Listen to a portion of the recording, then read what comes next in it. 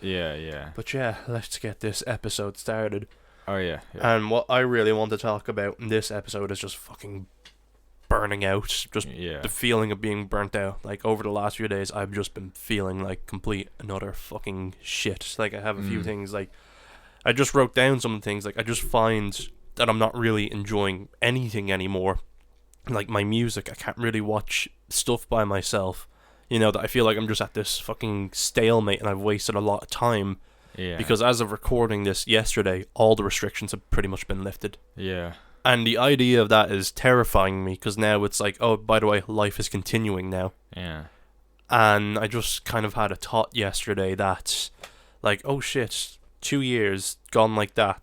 And as much as it was miserable for a lot of us, it was this weird, ignorant, blissful time of like, okay, we can all take a break. We're all, you know, just everyone trying to get through this. Yeah. But now that everything's been lifted, I'm like, oh shit, if this is it, like if this is the end, which I don't think it will be. I think sooner or later there'll be more restrictions, but it was a scary thought to me. Yeah. Because recently, I'll grab it here, I bought a new lens for my camera, a really expensive lens, and I'm like, I really want to use it, but I'm finding it so hard to want to sit down and just be creative. Like, yeah. I tried sitting down here the other night, and like, I have shots in my head, I have all these things I want to do, but I can't piece the dots together. What else do I have written here just as talking points? That, like, at the start of 2021, I had a lot of good habits since I started putting this whole little space together. Like, I'd sit down for an hour, be creative, learn new things, but then the last half, I just fell out of all the good habits. Yeah. And that's, you know, I can't make myself be creative. I know I want to, because I know if I do it, I can be well at it, but it's just the mental blocks. And that, you know, with my work, like, you know, I'm up early. Like, most days I'm up at 6:30, and by the time I'm home, I'm already just spent up all my energy, because I'll either just push through the day until I fall asleep, or I'll fall asleep and wake up at about 6 o'clock, and then that's the day gone. Yeah. And that, like, you know, it's been getting to me a little bit. Yeah. You know, that now I've been saying I want to make stuff, but then when I sit down to try and do it, I just can't. Yeah. You know, it's just... I understand that mental block. I mean, I don't know if it's because I know where my problem lies in, especially like blocking out. I mean, like, because I have ideas that I want to do, but when it's kind of when you like, well, for me anyways, when I look at my desk and where I'm working, I throw shit on my chair and on my desk, and to me, not only does that indicate that this is a bit of laziness off me, but I look at the chair and I'm like, I have to move stuff, and I have to do that, and I have to wait for the computer to turn on.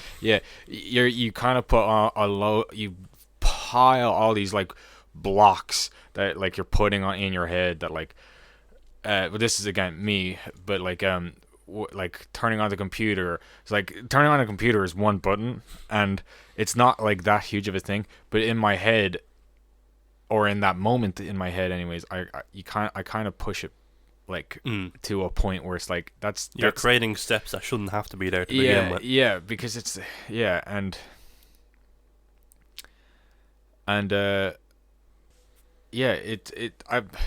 it's partial laziness, but it's also I don't know, it's just it's either because I'm either just, well, I feel drained sometimes because this entire week I've done very little.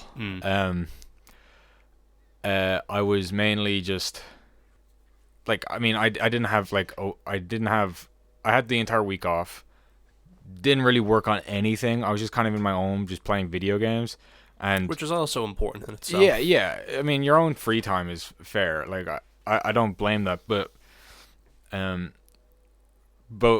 my head as well, although I do want to play video games, I also wish to progress in something I've been wanting to make, but I've never really been able to really, like, because again, I'm just like, well, I'm already playing a game, and like, I just keep pushing it back and back and back. It's procrastinating, but it's like, I don't know. It's kind of like those mental blocks are there, and it's Because, like, as you were saying, when, like, trying to create, like, the workspace environment, like, yeah, one yeah, thing, like, I made my environment, and it's daunting to me, because, like, I turn around, and I see my bed right behind me, and it's mm, hard to separate it, like, because when you go to work, you're going to work, and you're in yeah, that headspace.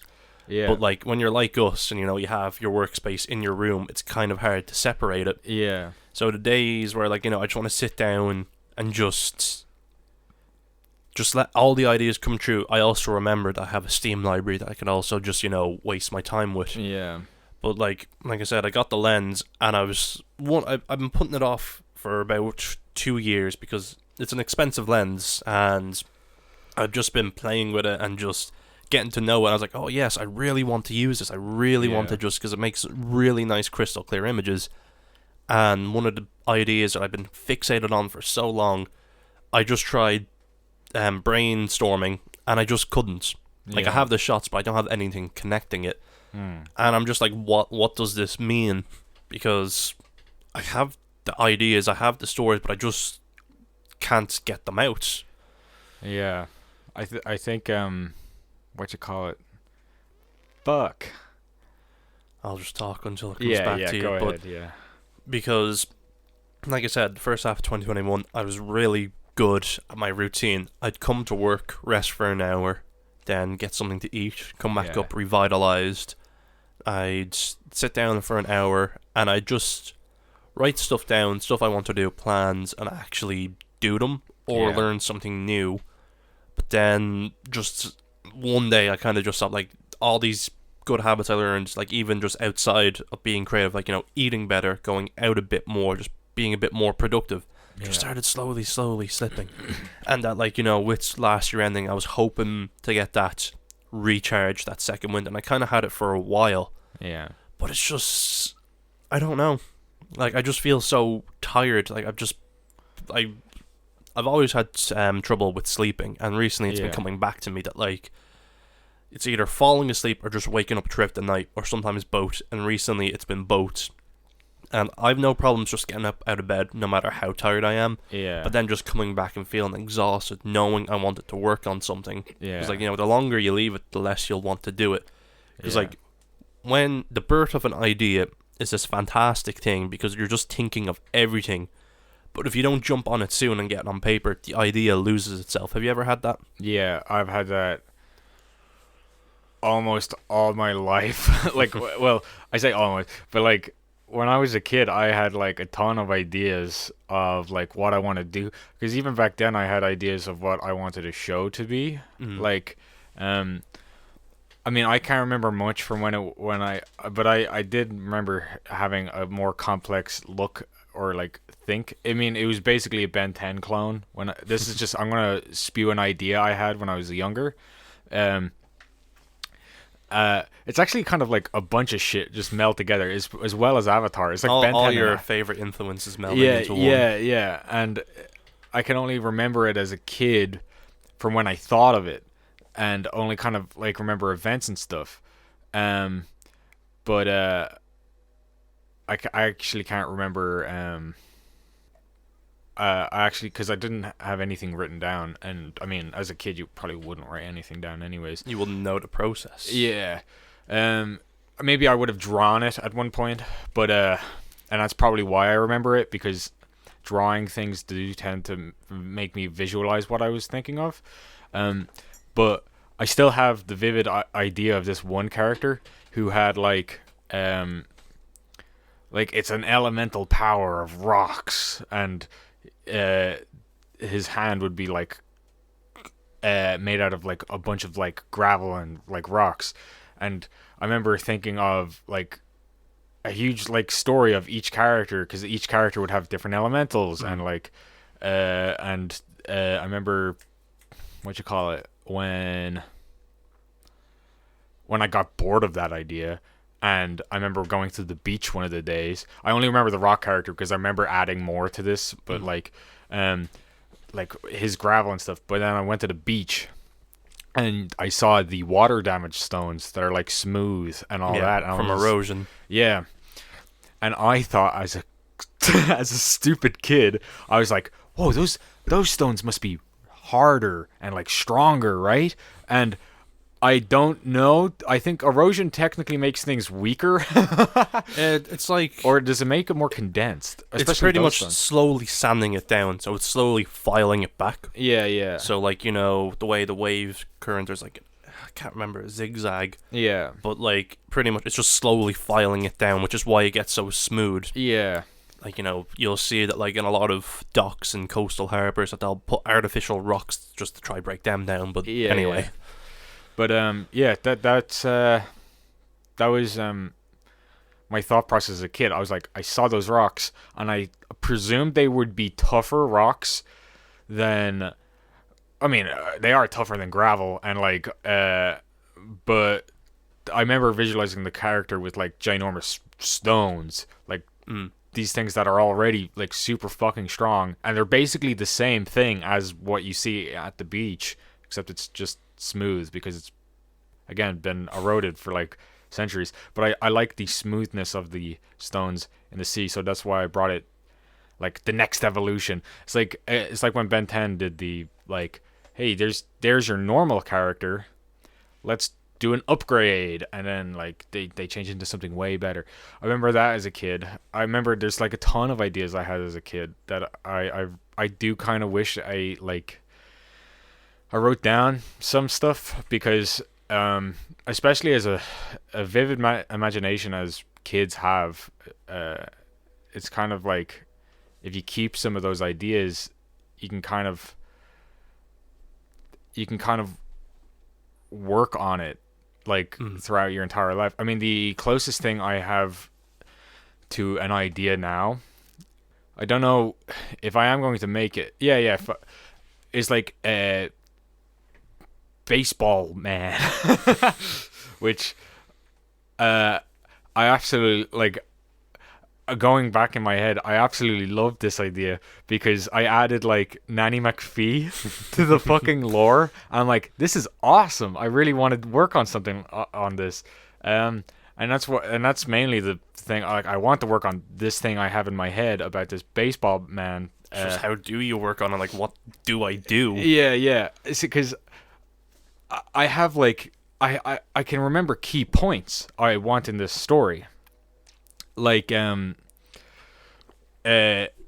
want a rival character who's probably more darker on the side, so he would probably kill people. Well, baseball man wouldn't kill people, but it's a cool contrast because baseball man just has a bat and like probably super strength and something like that, and like really good precision for hitting like baseballs. And the other version is actually a very colorful character who's like changing colors all the time, and like that's his. I think I got that idea from like Flash or something, but I like the idea if you touch something you can change the color of it, and if you change the entire surrounding to white into like the same color white, there would be no contrast there. There's no shadow, so you would just see a blank slate. You never know what you could walk into. Yeah, and I'm like that's like a cool power, and I really like that power. Pretty interesting. I never thought of anything like that. Yeah, and I'm like, that's awesome. And baseball man who has like great precision, when his a darker version of him who's also an anti-hero, I would say, and he's trying to deal with him, he would just change everything. That means his precision is useless because no depth perception. Yeah, no depth perception. And I'm like, I really like this idea, and I really wanted to work on something on this. And again, where I brought Nanny McPhee is because he goes on a school trip to England, and he fights like this metal woman, this like metal queen, who I remember because I was listening to metal music, and I was like, this really suits like a character. Like, I just thought up, and I'm like, and I would probably put it into baseball man's story. So he would go to England, he would fight this metal like queen monster, but metal queen monster's magic, and he's never dealt with magic. So who do you call for magic? Nanny McPhee. So what would you say, like, because I know with me, yeah, like my creative waves come in tides. It comes in whatever I'm into at the time. So like, you know, when I started collecting all the Junji Itos. I was on such a horror high, but I never really took advantage of that. Yeah. And sometimes whenever I find new music and a song that sticks out, when I can think of a song, like, would you be the same? Because, like... Yeah, all my most like again, where I come up with character, because where I came up with baseball man came from okay, well that kind of came from a couple of things. That came because at that point I really got into the uniform, like the stripes, the hat. Yeah, the stripes, the hat, and just the look of a baseball player. I really like the look of the baseball. They look very professional. Yeah, like, and baseball itself is kind of boring, and well, probably not, like, again, but it has like cool qualities. Like when someone actually does hit, it's like that is kind of fucking cool. And if you ever swung a baseball bat, it feels awesome to swing and hit something. And you get that strike. Yeah, it's awesome. So I kind of got into that mood for that character. But I also kind of, for like the, like, for him, I wanted like this is more modern, where like because I kind of kept adding shit throughout like years and years, of like especially when it came to recent music, and especially events recently have kind of inspired me to make Baseball Man. This sounds insane, but like just talking about a guy called Baseball Man, but it's kind of inspired me to make like about recent events, especially because with protests happening all over the place, and like about everything, about like Black Lives Matter, and like I was like stuff that's important versus stuff that isn't. Yeah, and Black Lives Matter being one of the most quintessential things to come out of this pandemic. Yeah, and you get anti-maskers and anti-vaxxers. Like, yeah, and I've so I wanted to kind of push for that, and then after that, once I started thinking of that, I was like, oh, cool. So I'll probably like go through baseball history, and if I was to draw up Baseball Man, I would like all his, because you know the way they all have numbers on the back of their uniform. I would like all his numbers to represent famous like black baseball players. Like I think there's like a really famous story about a black baseball player who I think it was the first one. I think the movie's called 43, because there's a movie about it. I know the one. Yeah, and it's a really good movie. So yeah, I wanted to do that. And like add all the famous baseball players, and I was thinking as well as that. I mean, there's like a good few things I've always thought about, but because with me, I find that I don't know what to focus on. Yeah. I don't know if I want to focus on the story and tell a convincing story. I don't know if I want to focus on the concepts, like, you know, which is like what's happening, you know, what the whole gimmick is, especially with horror. Yeah. Or I don't know if I just want to show my technical prowess and show how capable I am as a filmmaker, and it's hard to put all three together, because with me, my horror is kind of similar to Junji Ito's, and after going through all of his stuff, I realize I call it nothing horror, because the thing is, like, it's mainly about the horror that's going on. It's not about the characters or what's happening. It's just about what happens to the characters. And like, as you know, most of his things, they just end. Yeah. And that's what happened with me. And I kind of have this conflict, because whenever I make a project, I have this weird thing where I can't just make it because I want to. I have to make it because I want to prove something or just challenge myself on something. Yeah. So the next thing I really want to like nail on whatever next project I do is audio, because I haven't really done anything, you know, with the boom mic, shotgun mic, and the audio recorder. Like, I know I can do pretty images, but with nothing horror, it's kind of hard to get like meaningful dialogue in. So am I making a piece because I want to just write dialogue and record it, or because it's important to the story? Because the idea that I've been hyper fixated on, and I find with me as well, like, the downfall of not putting it down on paper is the idea loses itself. And I was just walking my dog, who is currently barking out the back, by a bus stop, and there was just someone standing there, and there was another person standing on the other, like, just meters apart, but the way the light was, like the street lamp, you couldn't really see the other person. You could see their shadow on the wall and the other person. So I was just thinking, okay, shadows. So originally the idea was like, someone was standing at a bus stop and there was just a shadow there. She noticed that there wasn't anyone standing there but the shadow, and the shadow could touch her shadow and affect her. I'm thinking, okay, what can I do from that? So I kind of just started unwinding, because like, I didn't want it to just be another nothing horror. I wanted something meaningful, a bit more, to a bit of depth. And I started thinking like, okay, the way usually night, like if there's lights anywhere in a horror, that means safe. Yeah. I kind of wanted to play on that a bit, because like you've seen probably the short and the feature Lights Out, where the whole point is you turn the lights off and the monster's dead, and I'm just thinking, okay, it's sounding a bit too much like that. Yeah. So I started thinking of this malevolent spirit that in its actual form it's just a shadow on the wall, but if it gets your shadow and pulls you into the shadows and not the light, it can take over your body for the night or day. I haven't decided, so I'm like, okay, what can I do with that? Just so it isn't a Lights Out ripoff and it's something on its own. Yeah. So, and as you were saying, like real world influences bleeding in.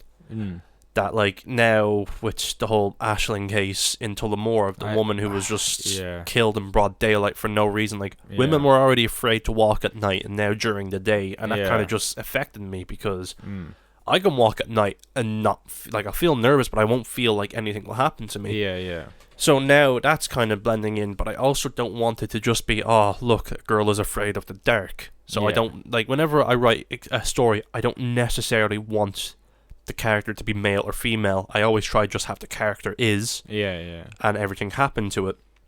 But anyway, so the idea came into my head that like, the spirit, it just so happens that she's at the wrong place at the wrong time, and kind of fixates on her. But then I threw another spanner into the works of a stalker in the distance watching the girl. Yeah. And the idea is that the stalker and the spirit infuse for one night, and the stalker kind of has its malicious intent hypens, and I'm like, okay, that's kind of scary, because like now someone that was looking at her from afar has supernatural powers. Yeah. But then like, that was the original idea that I got back recently, like a rough version of it. Yeah. But I did the problem where I started adding more and more and more just for the sake of it.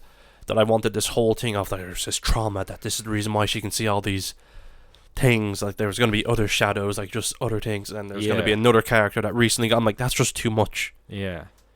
And that's the main problem with me, where like I have the idea and it's a perfect idea to begin with, and then I just add too much, then I just it loses itself. Like, because I've had a few other, like one short that I've been trying to just nail for years. The idea, the name of the short is called Hat-Trick. Like, when you score 3 goals in one. But the whole idea of the concept was there was 2 people who were told to kidnap one person. Yeah. But they didn't know what he looked like, so they kidnapped 3 people with the same name. Oh. And the idea, like, I thought that was a funny idea. Yeah. And if you've ever seen the likes of Martin McDonagh's work, whereas In Bruges, Seven Psychopaths, it's very dark humor, but it also takes itself very seriously, and that's what I was kind of inspired by. Yeah. And I wrote one where it was a bit too serious, and then one where it was a bit too comedic, where it just kind of lost itself. And now I've done like 3 different drafts of that, and I just don't know what to do with the idea. Yeah. Because I always end up with like the 2 kidnappers being too stupid, or was taking itself too seriously, that the funniness behind the idea, and then the 3 people being kidnapped just had nothing to do with it, so I just didn't know what to actually do with it. Yeah. And that was like one of the first ideas I had, where it was story first over technical prowess and challenging myself. Yeah. So it's this vicious triangle of trying to chase one thing, but then realizing another, and then not being able to do it. And for 4 years, like, I've more than enough equipment. Like, I'm going overboard now, that like so many people have made so much more with less, whereas I have the capabilities to open a fucking little production house at this point. And I still haven't done anything. But then another kind of, not fear, but just like, I hold myself to very high standards, and I'm like, I can't reach these standards because I don't have people to help me. And it's hard to reach out and be like, hey, can you help me with this? Because I know people aren't going to want to work for free, or just, you'll get them people who think they're above and just egotistical, and it's just which the idea happens of that, a lot in this industry. because like I've said it before 1,000 times, like, that I have audio, I have lighting, I have editing, I have camera, I have more than enough, I have gimbals, I have everything like to fill about 7-8 different roles for shorts. Like now I can do like assistant camera because now I have a cine lens, which is mainly that where someone can focus on the focusing, the other person can focus on the camera work. Like I have so many. I'm so like I don't want to sound like I'm bragging, but this is just how methodical I am and how like whenever I make something, I want people to know that I wasn't, because like again, there's filmmakers who can pick up a camera and have fun, and I envy them. But I want to make something that I can show to people. Goes like, this is me. This is what I want to do. I want to make a career from this, and I know I'm capable of producing really good films that I'd want to get paid for, and I'm kind of in that end. So the perfectionism has halted me a bit because I'll be working on an idea, and I'm like, I don't have this bit of equipment to do it. I don't have the light for this, because I remember with my old lens, the one thing that let me down with that was I couldn't rely on the focusing because it's without going too much into it, it's more digital. Like there's a motherboard that talks to the camera and it kind of does that, whereas that one's all mechanical. Yeah. And I kind of bummed myself over that. So I don't know what my mental block is, because like I said at the start, like I'm finding it hard to just unwind because like, you know, I'm not enjoying my video games. I'm not enjoying, like I'm sick of all my music. Yeah. And I also just have this thing where I can't really watch movies by myself or watch anything by myself because I just kind of, I don't know. And it's this weird, and from all the lockdowns, I'm bored of walking around the same routes. But at the same time, I'm so just anxious to just leave the house and go somewhere new. Like I used to be able to do that, where like I'd go on adventures to the likes of Holt and Bray, and I'd bring my camera with me and just take photos and just enjoy the day. But now I can't see myself doing that. So it's weird. Like I feel like I don't have an escape. Like my only escape is going to work, and that's a fucking depressing reality. Yeah. There's oh man. Yeah, I think I understand that feeling as well, where only by a slight bit though, because when I was like in college, but I also had that kitchen porter job. I was going constantly like from weekends. This was a very short time. I think I was like 2 months or something like that. But weekends I would be in the kitchen porter job, and weekdays I'm in college. Yeah. So I really had no time for myself or hanging out, and I felt like my main escape was college, which I still did stuff creatively, which is nice, but again, I had huge restrictions on my creativity where you're set on a certain goal and stuff like that, which makes sense if you're in college anyways. Like sometimes you're not always going to be the sole creator of something. Sometimes you're going to have to work with something someone else gives you, and you're like, fair.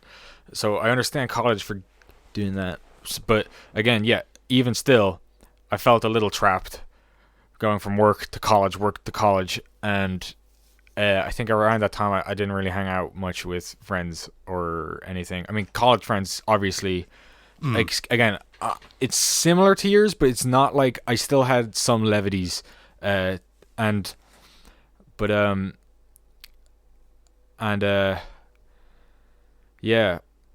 know. If you're really feeling like you're in a troubling spot and you're not really sure how your mental state is, or like not like 100% sure where it's at, a psychologist would probably help. Like because they most likely can narrow down a lot of stuff, and then they tell you it. And knowing, especially mentally wise, knowing where your head is at is like probably the best thing. When you figure out like where your head is at is like ecstasy. You're like, of course. And then you can kind of work around how you can fix that. And I don't know, because like I said, like I feel like I have some sort of bipolar disorder, and I'm just randomly switching. I'm in the bad stage, so maybe it's just down to that. But at the same time, these frustrations are still there. Yeah, because like I do have stories I want to tell, but it's just the idea of bringing them to life is so daunting now because I don't want to just, put my camera in front of myself and act in my own shorts. Like, I do want to make stuff that people are like, holy shit, you did that with, like, what? Like, what was the budget? Like, it had to have been a couple of, like, thousand. I'm like, no, that was just all my stuff. Yeah. But, it's just the idea of, because, like, I feel like the pandemic has just made me a lot more reclusive, like, not as outgoing. Like, I can't just reach out to people and go, hey, I see you do this. Do you want to help out with this and whatnot? Like, I don't want to feel like it's going to take making something high quality for people to realize, oh shit, he's right, he does make stuff. And like I said, I don't ride the wave when I get into something. Like, when I got into all the Junji Ito stuff, I had ideas, but I never wrote them down. Like, Magnus, like, because horror is in a weird place where the, like, movies just aren't as good, and that wave kind of went down for a while. But, like, over the last 5 months where I've been collecting all the Itos, for 3 months when I was going through Magnus, that it just it was just fresh and new, and it's just like, horror's just shit, and that's the main thing I love. But at the same time, I don't think I'm good enough to write a drama yet, or just try different things, because I don't know what I want to do, that, like, especially in this country, it's fucking hard to get anywhere creatively. That, like, because I was looking in the likes of New Zealand and Canada, and there's so many just jobs going for freelancing and just working on sets, whereas that's barely anything over here. Because I do want to get back into freelancing, but just here, it's just so hard, because I don't want to work with rappers again, you know? Yeah, I mean, I think that's the problem with working close to a city, especially Dublin, where Dublin kind of takes... Oh, well, it's actually not just Dublin. I think in every city, you kind of got those, like, people who want to, like be something, and they might push people out of the way to, or, like, probably push someone to do something for them, and they'll... I think that's, like, a city problem, where... Because most of the time where people start, and I was kind of the same, like, you do 1 or 2 things for free. So whenever I try anything new, because, like, anyone listening to this, like, this offer is still there, but if anyone needs a DP for any project, for any shorts, no one has taken that offer yet from me. So, like, I always do 1 new thing for free. If anyone needs audio, the first time I'll ever do it, I'll do it for free. If anyone needs any camera work, except for music videos now, I'll do it for free. Because it's not really a lose-lose, because, like, I can't do the job. They lose time, but they don't lose any money. So if I can do it for free and do a stellar job, then I know I can do it. And then whatever rates I apply, because I have my own way of applying rates, I know it's worth it. But because the thing with a lot of people trying to get into cinematography and whatnot is they'll always try and get the best camera.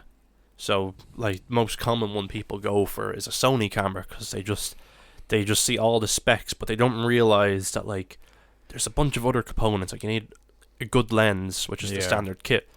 But if you're working in production, you need, like, it's most of the time people don't realize it's not about the camera or the lens, it's about lighting. But how else are you going to hear? You're going to need audio. So, like, that's what I think about. But then there are just people who will just make stylized stuff where they don't have to worry about all that, where all they need is a good camera. And I'm happy whenever I'm recording, because I know it's what I want to do. But I wish that I was just, content enough to be like, okay, this is what I want to do. I don't have to worry about audio. I don't have to worry about lighting. I don't have to worry about this, that, and the other. But like I said, I want to make films. I want to make movies. I want to craft, like, impressive stuff. I want to get better at it, and I want to stand out, like, just to show that the years I've dedicated to it weren't for nothing. And that's kind of the scary thought in my head, that, like, for the last 5 years I've thrown myself into wanting this dream, spending, like, up to 5 fucking digits at this point on everything, and nothing but bad luck has come from it. Maybe one of the days we should just sit down and make something small, and then work from there. Like, I think like, would you be interested in, like, production stuff? Well, I mean, I'm not, like, obviously the most knowledgeable about it, but uh, if you ever feel like, especially in this bind, I would love Mm. to just like think up of something small and then just quickly pump out something, Yeah. and then that might get one gear going, and if it doesn't, we can just pump out more things until a lot of shit comes out of it. Or or we do a massive fucking feature film and call it like. Have you ever seen the movie Axum? No, I haven't. Oh, it's a very shit film, but but it's like enjoyable to watch because you can tell it's just a bunch of friends who Yeah. just made a movie, and you're like, Because like that's the two categories I mentioned earlier. People who can just pick up a camera and have fun. Yeah, Don't yeah. worry about the quality, but they just have fun with it. Yeah. Or like me, where they're too methodical about it. yeah. There's what you call it? I was going to speak about a film. Like I brought this up before. I think we started recorded, but I wanted to bring up a film about like Burnout, which is, I don't know if you watched it. Tick Tick Boom. It's one I want to watch because Andrew Garfield is just all of a sudden just after a certain. He's the Yeah. werewolf. Yeah, it's a phenomenal film, and it's just about a guy who I mean his industry is very similar to the film industry. It's the Music. musical plays and Broadway, and it's depressing at parts, but the message at the end makes it like good, and it shows the life of this one dude, and it's a very powerful film. And Andrew Garfield is a fucking showstopper in it. He is like fucking amazing. He's so good. And yeah, that it's about like I can't remember the guy's name, the actual guy's name, but the guy who made Rent, anyways. He it's about him struggling to create just one song. He has like an entire play made apart from one song, and it's just the entire movie's just him. In a few days, he has to make up a song, and then hopefully that song just Steals the show. yeah, and then not only do you have to hope for that to be like a great song, he also has to hope that the whole play works and then gets picked up by like some big producer. And it's kind of hard to tell what this movie's truly about because it's called Tick Tick Boom, which is the play he made after the play you're watching being created. And that play I think is up on Google, or sorry, YouTube, and it's just a very interesting. Tick Tick Boom is about like after he made that play that I'm speaking of now, where he's just trying to work and trying to get this one song to like make it work. Tick Tick Boom is about lingering questions he had after like he made it. He's like, some things I regret. Like, why did I push so much for this one thing? And it's just a very powerful film. Just very powerful film, very good. Because, like, in my head, hypothetically, I would love to expand Brainsponge, the whole idea, into something bigger. Yeah. Because, like, you know, the original idea for this episode was we were supposed to have Own on as a trio, but due to the scary virus, it just wasn't possible. Like, I tested negative, but he tested positive, and, like, his mic is here and all, so next episode will be with him. But it's just, I would love to be able to expand it into, like, a platform for both of us that, like, you know, when we eventually, like, you know, start making our own stuff and starts getting traction. Because as you were saying, with that movie, like, one thing that resonated with me, not to that pressure, was, like, with the one short I made, Knock Knock, I gave myself 7 days. Yeah. But I gave technically it was 8 days, 9 days, because I got my my second vaccination, so I had to give myself a day. But I still made the short within 7 days. It was 1 day of idea, 2 days of shooting, then the rest was editing. And on that technical 7th day, it was out, up, and ready to be seen by everyone. Yeah. But that, like, I'd love to be able to just expand this whole idea into something just more like, you know, the podcast is fun. It's just a fun outlet for us. It's just there's nothing taxing about it. It's just two dudes sitting down. Yeah. But then just in my head thinking, like, what if, like, get more people involved, like Own, work together, and then something big, like, the way Magnus does audio stories, we can also try to do audio stories or just other stuff. Because, like, it's hard to set off as an individual, but getting people together, like, like likes of Rooster Teeth, well, bad example now because of how that's turned out, but in the beginning, you're right. Machinima, we're up there, all right. But it's just the idea of, like, getting connected with people that want to tell stories and be creative, and also want to try new things. Because, like, as you said, like, I don't understand a lot about production, but it's fine because I'll teach you. Same with animation, that animation is always something, even stop motion, stop motion is something I've wanted to do. Yeah. Because, like, I still have a fuck ton of clay if you want to do it, but, like, like, I have an abundance amount of clay from college, not used. I say clay, it's plasticine, but it works. Yeah, it works. Because, like, that I kind of just want to throw myself into a lot of things as long as something's being made and produced and put out there. Because I've gotten over the fear of putting something out there. Because at that point, it doesn't even matter. You put all the work in, you may as well. Yeah. But it's just that process is scary to me. And I want to enjoy it. That's the thing. But I find because I'm so by myself on it, that it's hard to. Because, of course, when you have a story, the worst thing is backseat directors telling you how to tell your story. And that's always going to be there with everyone. But, like, as you just said there, like, coming up with something on the spot and doing it could be different, because that's not usually how I do things. And, like, one of the most important things is stepping out of your comfort zone. And so the other night, did a test with the lens, and I was shocked with the footage. And I'm like, I really want to do something, but how do I do this? There's a dog at the door. Oh, dear. Oh, dear. But I don't know. Maybe it's just a rough episode for me of just it comes and goes, but just this time it just hit a lot harder. It's like, I find myself with Spotify just skipping through a lot of songs, not wanting to listen to bands. A lot of the stuff I'm just not enjoying, but I'm also afraid to try watching new things, because I'm the worst for when people recommend stuff to me. Yeah. You should try this, but I'm like, it's not usually what I like, and I know most of the time when I do watch it, I will enjoy it. Like, video games, it's different, because, like, video games is one of the most immersive things you can just put yourself into. That's what makes it so much more fun to play. Yeah. But I always find myself going back to the same games.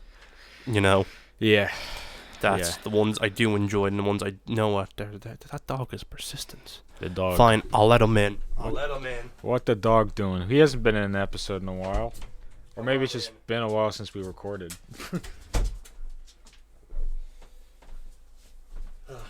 He's less jumpy now. But I don't know. Like, it's just this comfort zone that I'm so afraid that I want to leave now. I'm so afraid to. Yeah.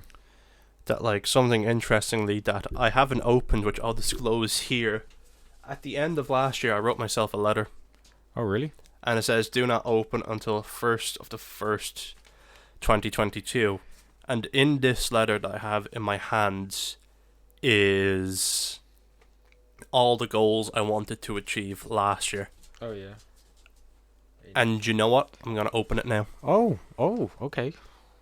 I can't really remember, so we'll see.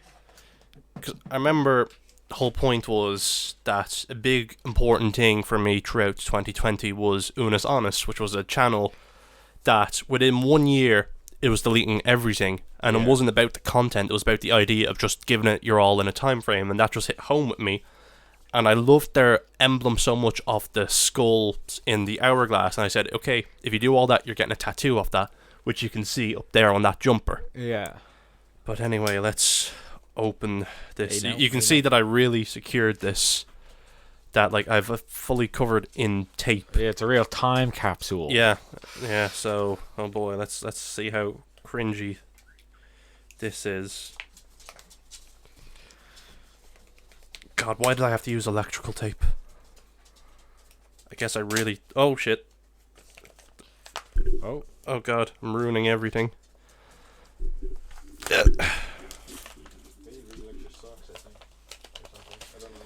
It's probably just old gloves.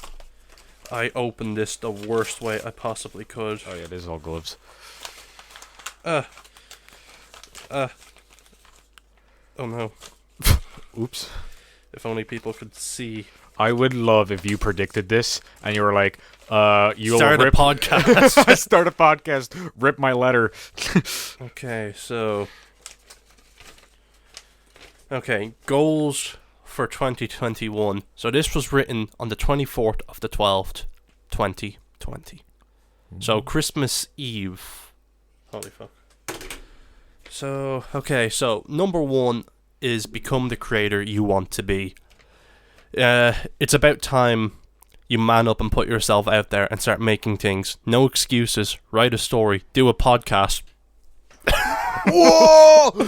Oh, get this out of the way, boys. Do anything you like. You worked your ass off the last 2.5 years, so put it to use. It doesn't matter who's there to see it. Just do it. Get better at it. Make connections and excel at it. You owe it to yourself. 2 is go on holiday with my girlfriend. That didn't happen. I said you also owe this 1 to yourself and her. You promised her you take her to Spain. You two need it. COVID happened and it got worse, so that didn't happen. So COVID. Oh, this one's funny. Get rid of that blubber. Okay, I'm not looking for Brad Pitt from Fight Club, but lose some of that muffin top. that kind of happens. I lost a bit of weight. Oh, that's nice. Oh boy. Get at least 5,000 in savings. Speaks for itself. Have a fallback or a deposit. Now, did you say this all cost 5,000-ish? No, this all cost about 10,000 and more. Last year, I was supposed to get better at saving. Yeah. But yeah, speaks for itself. Have a fallback or a deposit. Now it's time to be an adult, spend less on food, work harder. That kind of didn't happen, but again, all that money went into this because I was getting a bit more. I would say you worked a little harder. I mean, we got you got a podcast running. You got like more productions done over the year, this year, and you've been also working. Oh boy, this one's a funny one. Go back to college, find another skill to learn and master. That didn't happen. You probably just learned and mastered a lot more just working the last few months. Number 6, learn to drive. You'll be 22 next year. It's time to get mobile. Take Nadine around the country. Don't be a bus wanker anymore. Bus wanker. Oh yeah, that I didn't learn to drive because I just was looking into it and I realized how expensive it still is. Yeah. And then the last one was a personal one that I'm glad happened was make a better effort with my grandmother, and I did, Yeah. So I went to see her more. Nadine came over to her house because, like, over the pandemic, I used to call her regularly, and I hadn't seen her in years because she was on my dad's side. I didn't know my dad, so it was a bit weird. But I made the things, and yeah, I've seen her a handful of times last year. Oh, that's nice. Then little note here: these won't be easy, but it's a day at a time. You survived 2019, followed by 2020.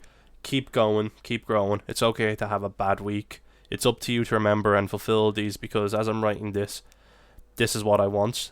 Don't disappoint me. Prove everyone wrong as you learned. It's just take 1 year to do these entire things. Now, it takes 1 year to change the entire history of you. Yeah. So go and make it count. And remember, if you get at least 5 of these, you can get this tattoo as a proof of your accomplishments. Keen monks. I'd say you got 5 of those. Okay, so become the creator you want to be. I say I'm kind of there, but the thing was, I started. I did the hard thing, which was gets a platform going, and yeah, a podcast, which I think is so funny. Yeah, fuck yeah, bro. Go on a holiday, that couldn't happen because Yeah, true. I had to push back my holidays as well. Get rid of that blubber. I kind of did. I lost a bit of weight, but not the one I want. I still did it. Get at least 5,000 in savings. Unless if you had previous whale blubber and you sold made a it, fortune. Yeah. So I didn't get 5,000 in savings, but I did invest in a lot of stuff that did help, like the whole camera stuff. Because I did a few more jobs last year that was needed. Go back to college. Nope. So far on page 1, I did 1, 2, 3. Learn to drive. Nope. Make better. I did 4 out of the 7, which is a lot better than I was expecting. Yeah. I didn't accomplish everything, but again, there was a lot of this I didn't remember. Yeah. That was weird. That's a. I mean that. I'm. Yeah, that would be hard to remember. If it's also in a time capsule and you're not allowed to open it till. Yeah. You'd be like, oh fuck, what? I'll probably take a picture of this and put it on the Instagram just to be like, oh boy.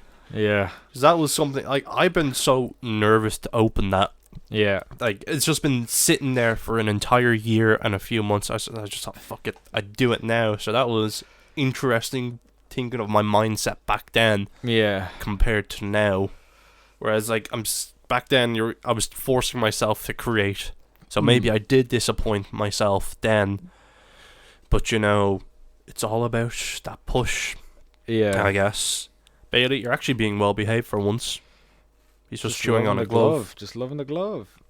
But did you have any goals you want to achieve, or was it just get through the year? Well, I wasn't 100% sure how the year would go. So, any goals I had... Let me think. What goals? Because mind you, this was at the mindset that COVID was going down to 2021. Yeah. What goals? I guess I got a job. I guess that's one. Last year. I don't know if that was a goal, but I got it. It's still something. Yeah, true. Yeah, I don't know. What goals did I have? What goals? Get older. Yeah, that's one. I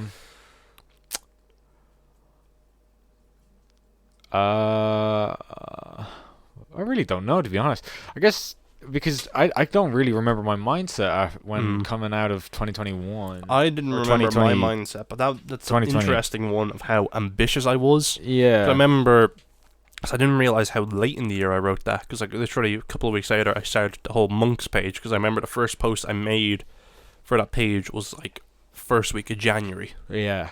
So yeah. Oh wow. Yeah.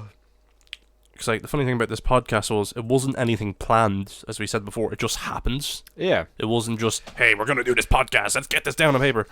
Just, I want those damn pictures of Spider-Man. God damn it. Yeah, like it just kind of fell into place naturally, which is fun. Like it's weird just how something just melded, and it's, mind you, we haven't been as consistent, but you know, life gets in the way. But we're still doing it. We still want to do it. Yeah. In fairness, the last few weeks, it's either been, sorry, I'm really sick, my guy, or sorry, parents are sick, my guy, and I have to self-isolate, or I mean, okay, apart from those two times, but even still, it's been kind of hectic. Busybodies. Yeah, busy bees. But the important thing is we still want to do it. We still look forward to doing it. We're not at the point like, oh, fuck, we gotta record this. Yeah, it's like, oh, this again. We're just gonna blabber on about Junji Ito for 50 minutes again. Fuck. Because like, Bailey's gonna run in. He's gonna keep barking out the back. Yeah. But like, eventually, sus. Boom, boom, boom, boom. Because eventually, like I said, I will want to try new things for different episodes. Like I said, just I still want to do debates because I think that would be fun. Yeah. The baby. Want to do other things, like, you know, one promise I never fulfilled was writing a horror story for Halloween, but you know, just it just wasn't with me at the time. But who you know, said this Halloween? I mean, last Halloween. That's also very true. But like I said, the idea of expanding this into something more, where like, you know, podcast is one thing, but then a place in the future where we're all competent enough to put everything under. Yeah. Because, like, you know, I don't want to sound pretentious and label all my fucking things under my name. Because I do like the name Brainsponge. Because, like, you know, it was funny how that came to life on air as well. Yeah, like, that moment was captured where we just started recording. We didn't even have any names. Yeah. But, I don't know, like, a fun little platform where, like, everyone has different skills. Because, like, I can't illustrate for the life of me, but, like, I know how to use a camera. Yeah. So it'd be just fun where, like, you know, not necessarily everything has to be camera work, but it can also be animation.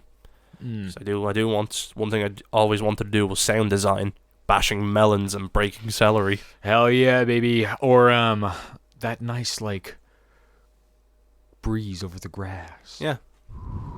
Like, you know, there's an art form in sound design as well.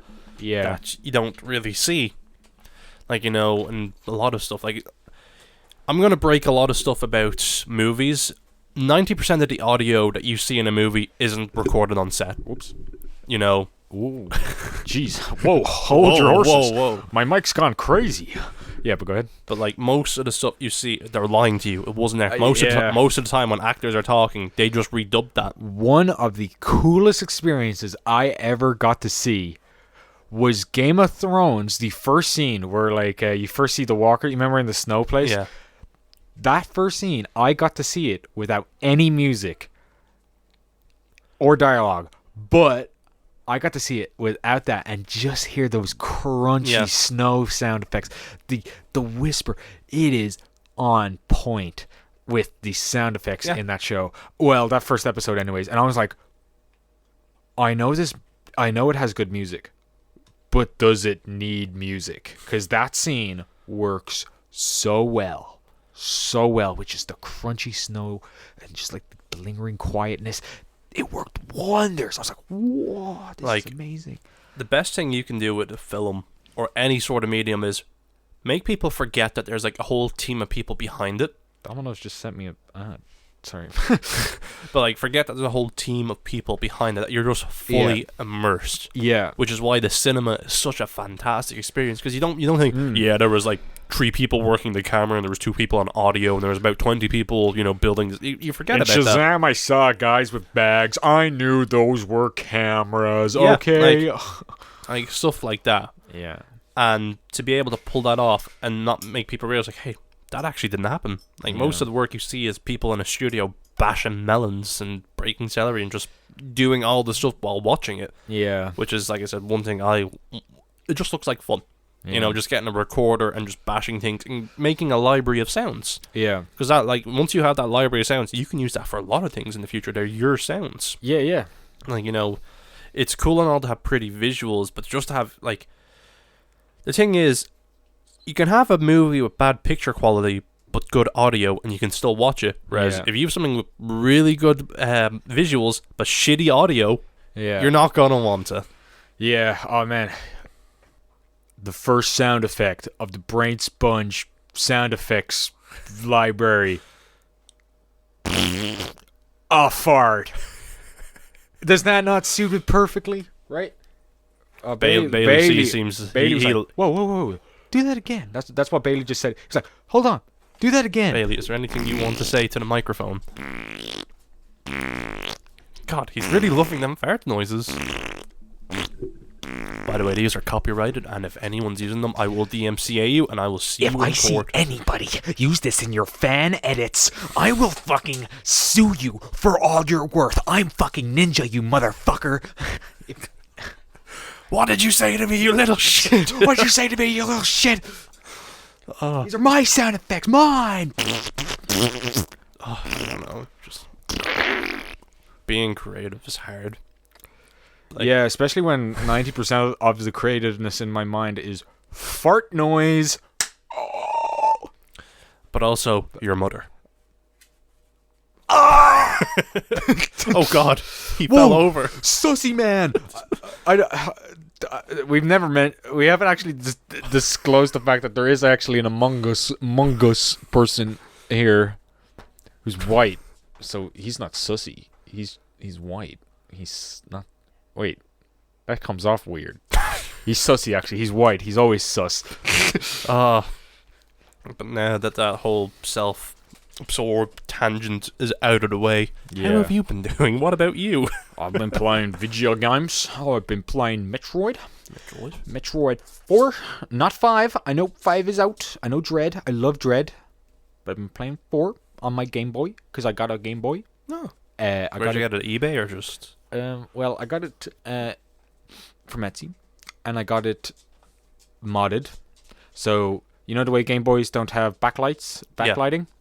Mine has a backlight now. My Game Boy Flip has backlighting. I don't know what you're talking about. Well, that's a Game Boy SP. So please, Advanced SP. What's it called? Yeah, I think it's Advanced SP. Yeah. And mine's the original fucking weird square thing, or like rectangle thing. Oh no! I thought you'd keep talking. Did you lose So sorry. So basically, Zelda. No, yeah, but I got a backlighting in my Game Boy now. I also got a better sound chip in my Game Boy now. I also got my Game Boy. My Game Boy, and I also got I also got a fart sound effect. But like the wet one that you see on YouTube all the time, or Vine, or TikTok. You know, the one that like where they go. Yeah, that one. What about me? What have I been doing? I mean, technically, I've completed collecting all the Junji Itos. I have 2 more on the way. Love Sickness and Deserter, which isn't out yet. But once they come, all I need is the art book, and then I have all the English ones. And now I don't know what to do. I'm close to collecting all of that guy I mentioned at the beginning of this podcast, and Naoki. I say close. I still need to collect like 80% of the monster volumes, and I need to collect all of Pluto, which is... There's something fun about the chase. Yeah, Pluto, though, that's going to be a hard find. So why was it old printer? No, just so recently, all the new editions of the books, 20th Century Boy Monster, not the new ones like Asadora, but 20th Century Boy Monster and Pluto, they all got the legendary collections of them, which is just 3-in-1, I think, just mashed into these really nice covers that like all have like a spine that makes a ginormous picture. Oh, pretty yeah, cool. And Pluto and Monster is pretty easy to find because they knew Monster was going to be the bestseller, so they kind of keep that regularly in stock. But Pluto is fucking impossible to find. That's not like first volume, $20. Second volume, $100. Third volume, $50. Actually, let me just quickly on the spot fact check this, because I could be talking out my damn ass. Damn asshole, I tell you. Damn asshole. Pluto, where are you, Pluto? Pluto isn't a planet. I know. It's a fucking. It's a dwarf planet. So what you're saying? Dwarfs aren't real or something? That's what those damn scientists want to tell you. Dwarfs can't be planets. There you go. You heard it here first. Oh, my internet's weird. It's like they were like, Pluto? Here's a dog. But it's like the Amazon dog that comes up when it says not found. Yeah, okay, well, I can't look this up on the spot because internet's like, huh? Yeah, I'm going to keep that one in. My internet goes, hey, go, huh? Yeah, I can't find... I want to pick up Pluto. I have all of 20th Century Boy, which is a phenomenal read. I'm shocked that somebody managed to write so much about flipping the archetype of destiny, like totally upside down, where you're like, what the fuck is actually happening? Double questioning to everyone is, wait, is the destiny real or is it fake? I don't know. It's a great read. 20th Century Boy. Forgot the S. Is a great read. Awesome read, in fact. And I'm right now I am actually reading Pluto. I don't own Pluto, but I'm reading it online. Illegal. Well, who said I didn't buy it online? All legal liability is now dropped. Yeah, true. Monster, I've been meaning to read, which I have volume 2 and 3. Not one. Where's one? Oh, no. How does it start? Who knows? When does that come? When is that coming? Also, there's a ginormous shortage of Manga worldwide. Yeah, I know that one when I was collecting Mewtwo's. My meepos. They ran out of paper. My amiibos. I got amiibos. What amiibos do you have? What? What amiibos do you have? Almost all of the Metroid ones, apart from that stupid fucking Metroid one that is costing €200. Yeah, no, €400 now. It keeps Nintendo going up. knew that people were just gonna suck up them. Yeah, but why this certain amiibo is going for a very high price is because in the 3DS game of Samus Returns, the remake of the second Metroid game, there's a difficulty setting: easy, normal, and amiibo. And you're like, wait, why is the amiibo thing? Well, shouldn't it be difficulty like easy, normal, and hard? No, amiibo. And I'll tell you why. Oh God, because that little Metroid amiibo that like is sucking on a jar or something is the only way you can activate the hard mode in that game. Oh, that is such a fucking EA way. Yeah. Oh my, that is despicable. And I mean, I always liked the Metroid version of what you call hard mode, which is fusion mode, which is because fusion to this day, Metroid Fusion, yeah, Metroid Fusion to this day is the hardest Metroid game. People say. That is and so I think fucking scummy. They knew exactly what they were doing. Holy fuck. They only did it with Metroid 2, the remake of it. And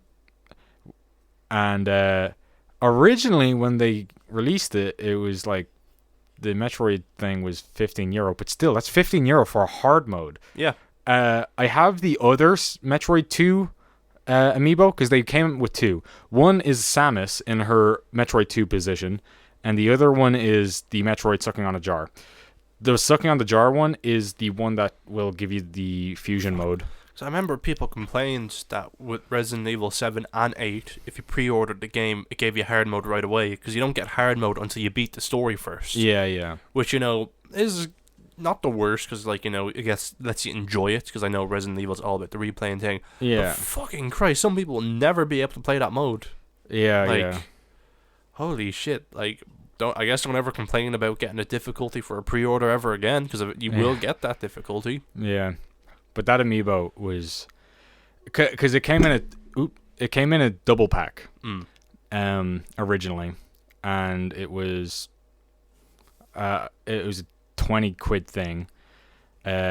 Even after a few months, it jumped to €50, and to this day, I think it's either €200 or €400. I can't remember, but it's an extremely expensive amiibo for just a hard mode in Samus Returns. Which, by the way, Samus Returns, not the best game anyways. It's kind of like, it doesn't have like the best Metroid shit in it. I think it's funny though that you said that, because when an ad came up for me for Curry's, and it was a 3080 Ti, which is one of the new graphics cards. No, or was it a 3070? I think it was a 3070, and like at MSRP, which is like retail price, those cards are about €300-400. Yeah. These motherfuckers boosted up to 1300. Almost at scalper levels. I'm like, you're the retailer, and as you mentioned with the manga shortage, on Book Depository they were selling No Longer Human for £60. £60? Yeah, same with Uzumaki, Tomie and Gyo. They were selling for 45, 60. Tomie was the most expensive one, and No Longer Human being that.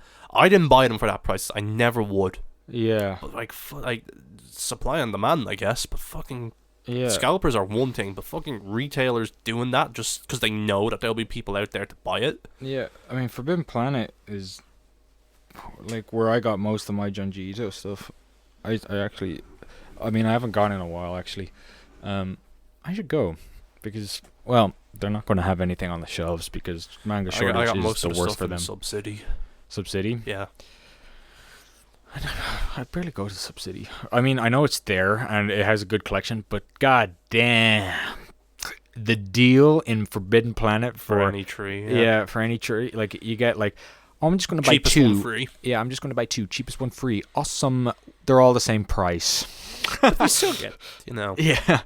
But it's just, it's like, the one thing I definitely do want is a new GPU, because it's just, I know with it, because like, it's so annoying whenever I do actually do projects, and I load up DaVinci Resolve, which is the editing software I use, and I load it up, and I shoot in 4K, just because I shoot in 4K, and it takes like 2 minutes for the footage, not even on the timeline, the editing timeline, just in the project thingy where all the footage is, it just doesn't load until that.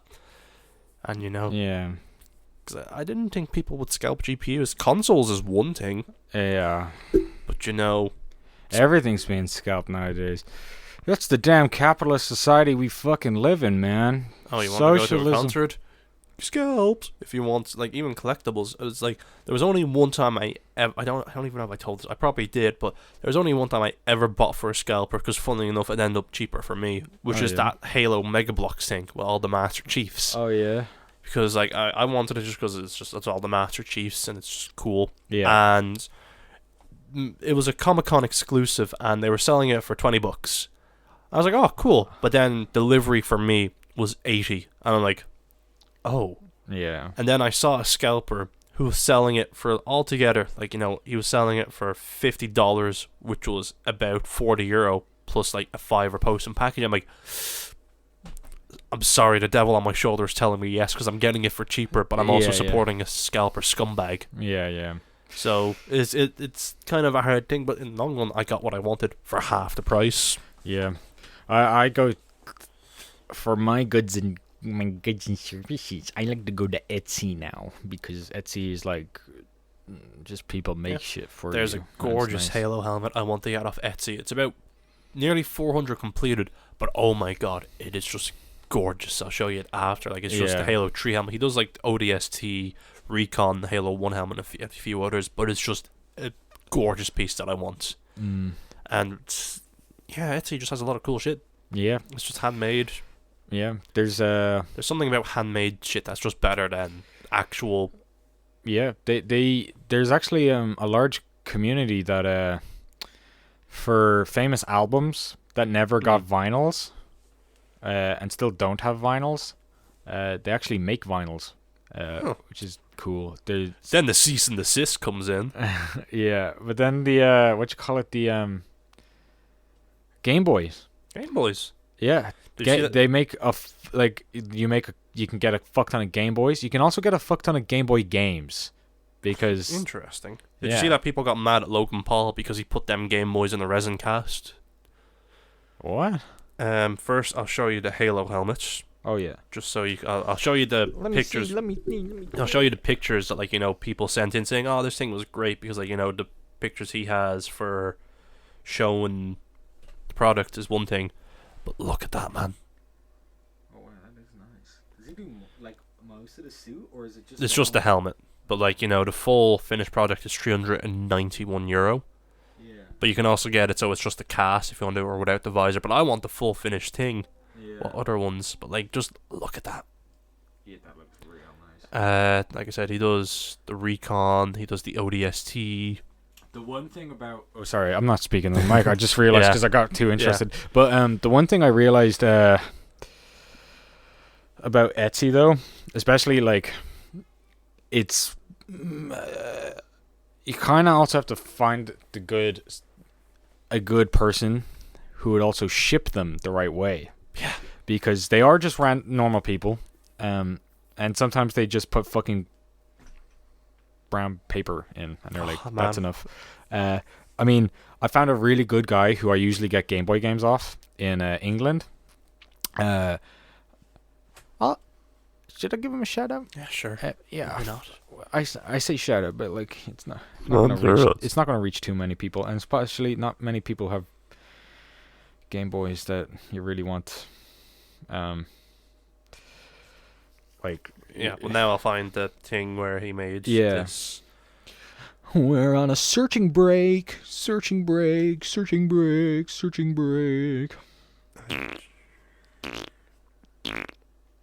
Plex. So yeah, what he did was, I'll show you here, was he got a bunch of Game Boys, standard ones and limited edition ones, and he put them in this mold, this clear mold for a table, and there's the piece there. And a lot of people got mad because, like, hey, people could have used them Game Boys, but half of them didn't work, and the other half were like, no, he's preserving them to show them off. Yeah, yeah. So where would you stand on that? It's like, half of them didn't work. Like, some of them were super limited edition, but didn't work. But people got mad because he did that, like in a clear epoxy resin, just for a table for himself. It's on a table. Yeah, like it's just. I don't really know where I stand on it, to be honest. It's kind of like it's OG Game Boys, isn't it? Yeah. Or Game Boy Colors, most likely. But which means they're not like. I don't know, man. It's not like the worst. It is preserving, which I don't mind. If it's broken, I don't care. And if people really want to buy a Game Boy, I mean, Etsy literally sells them for €100. It's not too bad. Yeah, I mean, €100 if you want, and they also can give you options if you want backlighting, because almost all Game Boys have no backlighting. We all remember the days when you're driving in a car just waiting for the next light to hit the car so you can see the screen. Yeah, and it's like, so most of them aren't going to be the most fun nowadays anyways to play.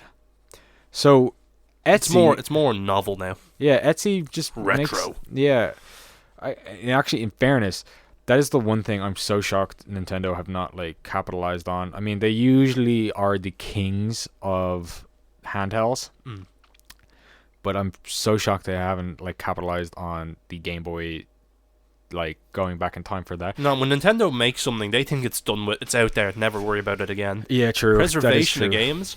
Until recently, the N64 and the Sega Genesis is on the Switch, and yeah, because I've seen that Banjo-Kazooie was released recently. Oh yeah, and but like Nintendo's way of preservation is, we're gonna make a little box, we're gonna put 20 games on it. Yeah. Because Microsoft does it good, but they also do it scary, where one day they can just turn off that server and it's all gone. Yeah. Because like, for Nintendo, they've always had this battle with people emulating games and people pirating games. But it's the only Sega. Yep. But it's the only way to play them games now, because they're not looking after them except the ones that matter. Yeah. Like Super Mario. We'll give you Super Mario. No, I want to play the old stuff. Yeah, I want to play the obscure shit that you fucking rarely release. Like, what's a good one to mention? Super Mario Sunshine.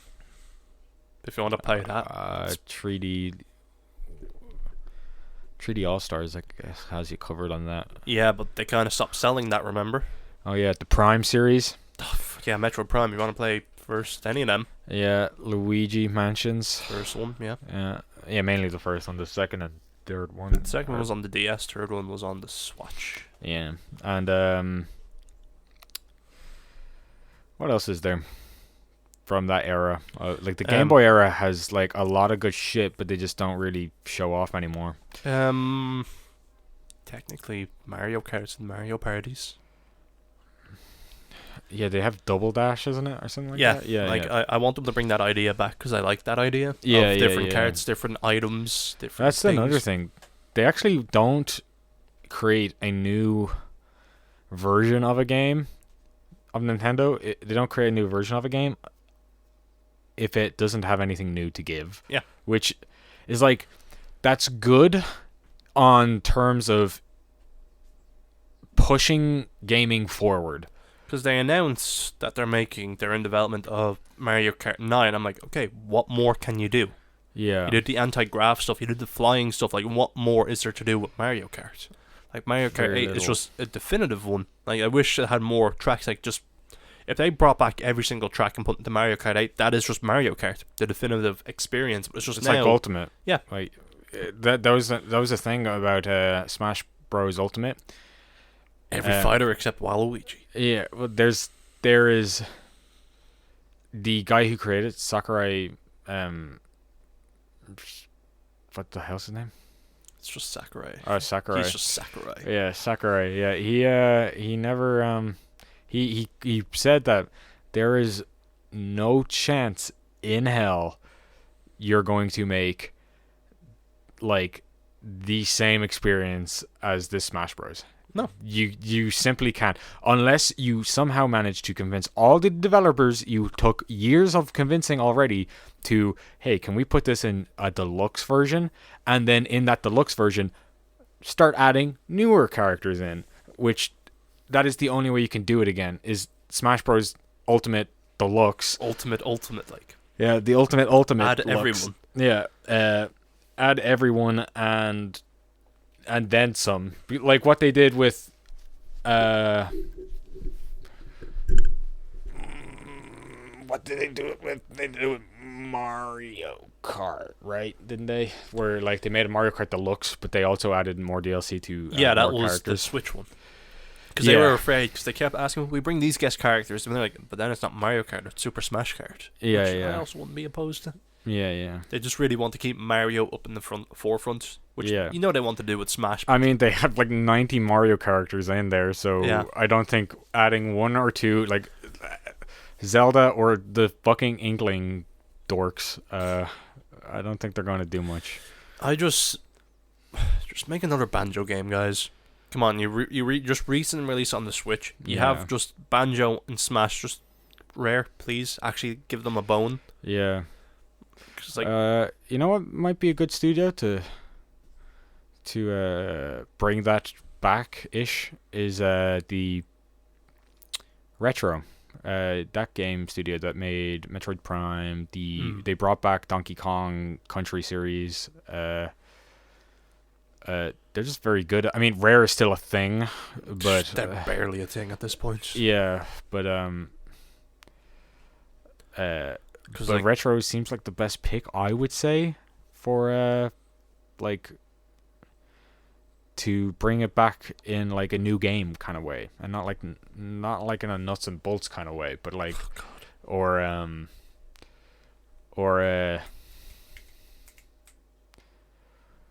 what am I thinking of? Or fuck, I cannot remember. Yeah, video games. It's just video games. And then recently, just Microsoft just bought video games. Activision Blizzard. Oh yeah. Like, I think it's funny because they were hounding so hard on Activision, and I think they purposely made their stock fall just so they could buy them.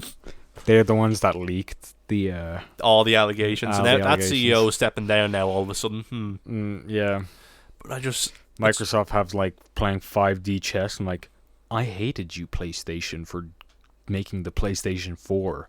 You said we have no exclusives, so we're going to buy everything. Yeah, we're going to buy everything. You see, it's good for the people who like Microsoft, but it's bad for gaming. Oh yeah, I mean technically it started with Nintendo versus Sega, but like game exclusive type things to a certain console, it can start off like a charming thing, and like it kind of is usually the only way some companies can stay afloat.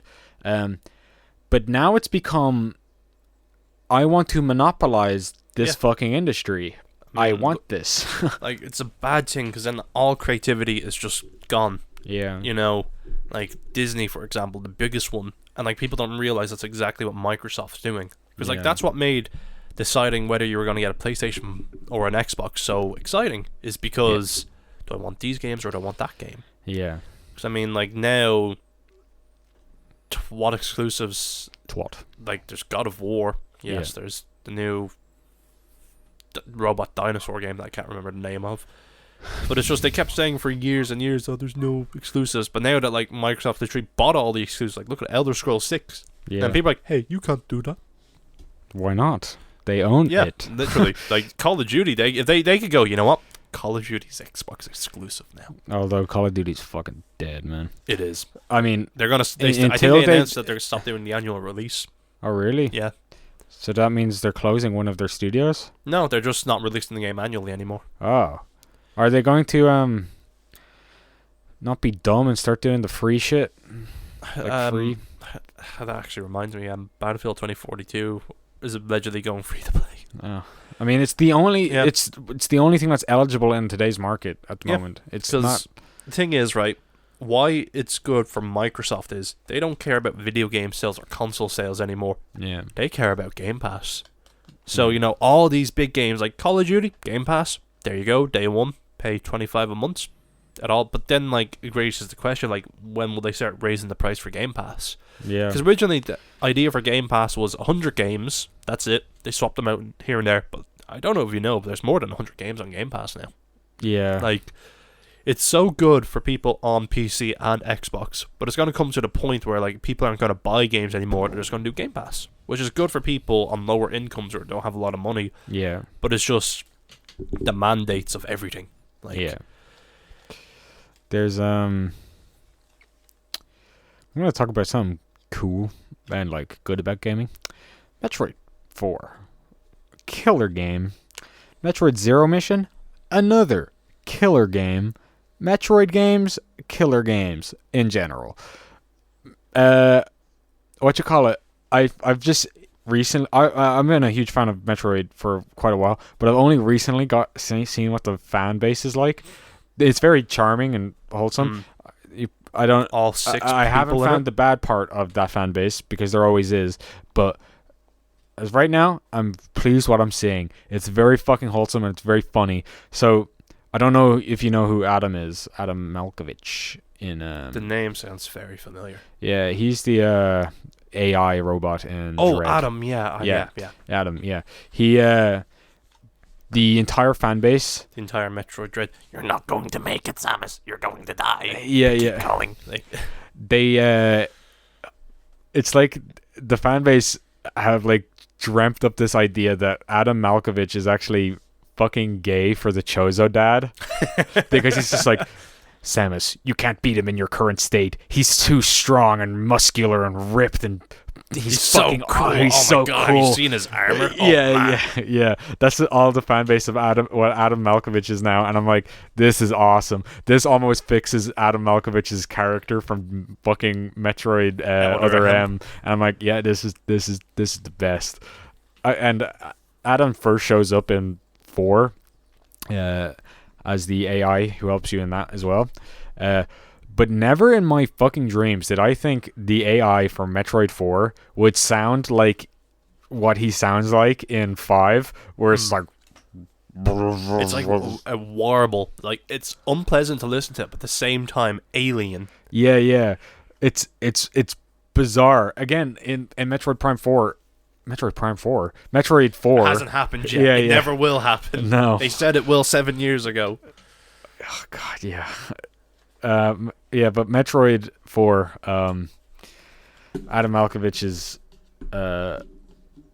not what I did not expect to sound that, like, if that was what he sounded like in Metroid 4, because I know it's a different computer. Maybe it's just the sound chip that he's got in the new Chozo world. But, yeah, that, Metroid Prime 4 fucking rocks. It's linear. Prime 4 again? Shit. Have you played something we don't... Is there something going to tell us? No. I actually have never played any of the Prime series because I'm not going to lie. The plot sounds stupid as shit. I mean, the first game is just bare normal. Like, it's just a rock comes down. Get all your armor back. Yeah. It gets all your armor back. A rock fell onto this planet. The rock is bad. And it also... Can you smell what he's cooking, though? Yeah. But he has, like, the rock has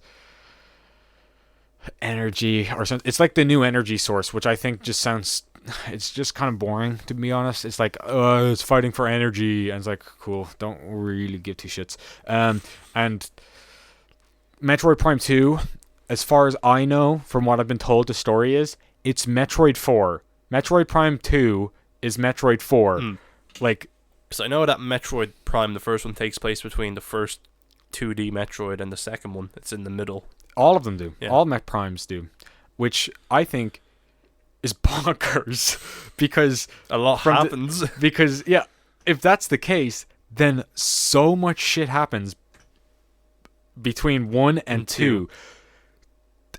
At the beginning of 2, it from the sounds of it, it sounds like they were called, like, quite recently to, like, right after, like, quite recently after that event. But maybe I'm just kind of nitpicking a little bit, and I say nitpicking, but it might not even be really there. But Metroid Prime 2 is what am I saying? Metroid Prime 1, 2, and 3, the Metroid Prime trilogy, right? Is all around the place, I think, in story-wise. It's, like, insane.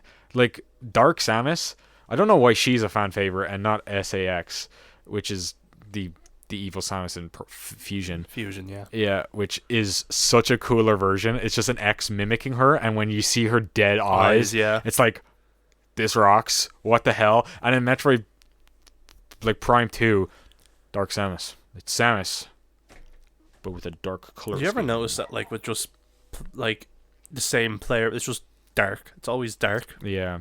But I don't know, like Metroid Prime. I again, another game I don't know how I managed to get from my GameCube, because I do have it. I lost the box, but I still have the disc. Yeah. And I just remember, like, you know, young me playing that first mission. I thought it was so cool, but I didn't understand what, like, a Metroid game was. I'm like, why don't I have all my cool shit anymore? And that kind of turned me off playing it when I was younger. I tried playing it a year or two ago, but can I just say that happens to a lot of people I hear who's played Prime. Yeah. Like, it starts off as an action adventure game. Yeah. Okay, no, it starts off as an action game. It is kind of adventure at the beginning, but like, oh yeah, but then you actually get into the gameplay of what Metroid is, and it's slow, it's methodical, it's the atmosphere. It doesn't work well in 3D. Because, like, you know, in 2D, you're fast. You can, it's you know, vertical. Whereas with this one, you're just traveling long hallways. Yeah, I've heard complaints and pros for that, where it slows down the game of Metroid, because Metroid, well, this Super one has Metroid, 4, by the way. yeah, Super Metroid. Well, actually, all Metroid games are like designed in a way to be sped run, but the Prime series like kind of throws that out the window, and it's like, no. Not really. Oh, apart from 4. Metroid 4 does not do that. It actually... Why I like Metroid 4 is because it breaks a lot of... what you call it? It breaks a lot of what you come to know Metroid as. Yeah. Yeah, it breaks preconceptions, which... Like... It turns to... You land in this place... Samus's old armor gets fucking destroyed. Nothing is the same. Nothing is the same after 4. Her ship blows up. Her iconic orange ship, gone. You never see that. Everything just... Yeah, you're never going to see that again. Metroid herself is... I mean, Samus herself is... My favorite character in Halo's Halo. Is significantly weaker. She has... Like, she does not take damage... like as well as she did in Super. Like usually in Metroid games you can tank hits, but Metroid 4, nuh-uh. You have to like be very careful going through enemies and getting to a boss. And Metroid Metroid is obviously not very linear. I mean, like the whole gimmick of it is you can do a lot of things out of order.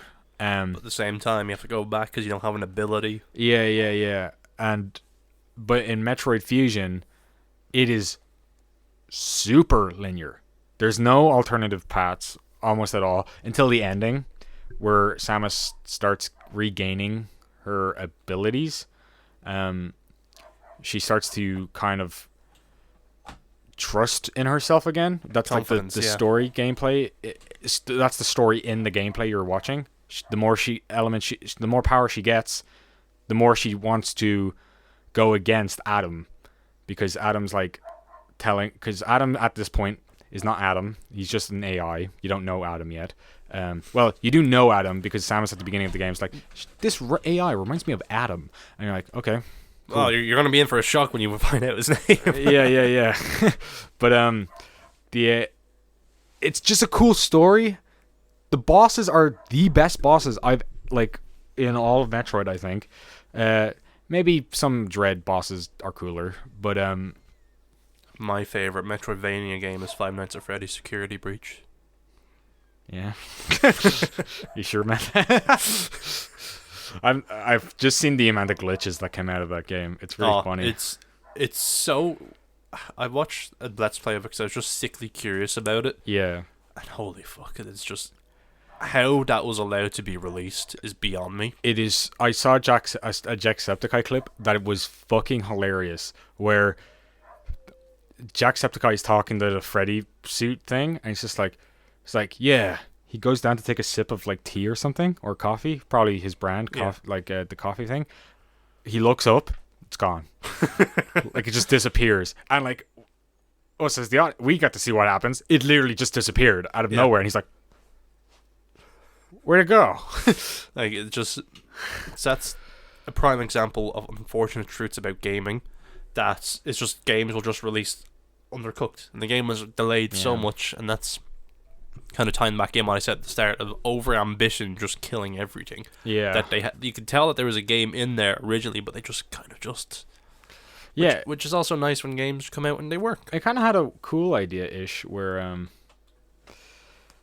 it talked about how it had like the suit mechanic where you go into him and you're like safe in him, but it's just the game, it completely lost the whole point where these killer animatronics are after you. It's mind them security bots. Yeah, most people are actually more of a fan of the because that other game had the demo that came out for it. I can't remember what the fuck it's called. It's like a toy shop or something like that.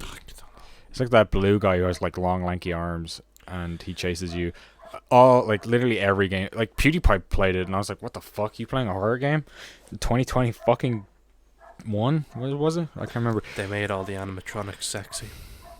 Technically they've made the animatronics sexy from the very beginning. Have you seen Chica? Technically they're minors. Have you not seen Chica? She has a bib. I've seen that. She's no go, bro. All right, no go. Like there's a certain charm to the first game where it is actually a scary game, but then of course it's one of those games where of course you got a fan base and then just drilled it into the ground. I liked that Christian game he made. Yeah. That was fucking hilarious. It's also weird and very conceptual, like it's a weird RPG, but the boss designs are so like out there. I'm like, this is actually kind of fucking rad. I mean, it was the same when Five Nights at Freddy's came out first. It's like, it's a cool idea with it was something simple. Yeah. And that, like, you know, just the models of all the characters in the first game are genuinely scary. But then he fell into the trap of overlighting them, showing every detail. Yeah, and also remaking that same game design over and over and over again is like, it's not a fun game now. I don't know what you're fucking doing. It's the same thing. Then when I try something new, it just doesn't work. Yeah. Video games. Well, even if you try, the things that he did try new were also not new. He just looked at Amnesia and we're like, okay, we'll just do Amnesia. Where you're like, you're helpless and you can't do anything against the enemies. You just have to hide. But also everything is really bright and colourful, not really that scary. Yeah, it's just like... And you can hear them talking and you just... You could tell it's mainly for, like, Goo Baba babies. Yeah. Yeah. Shame about that. I don't know. What else is there? Bark. He just barks at everything. Or nothing. Bark. I say we end it there so I don't have 2.5 hours worth of audio to go through. Bark. I said my piece. I complained a little. Bark.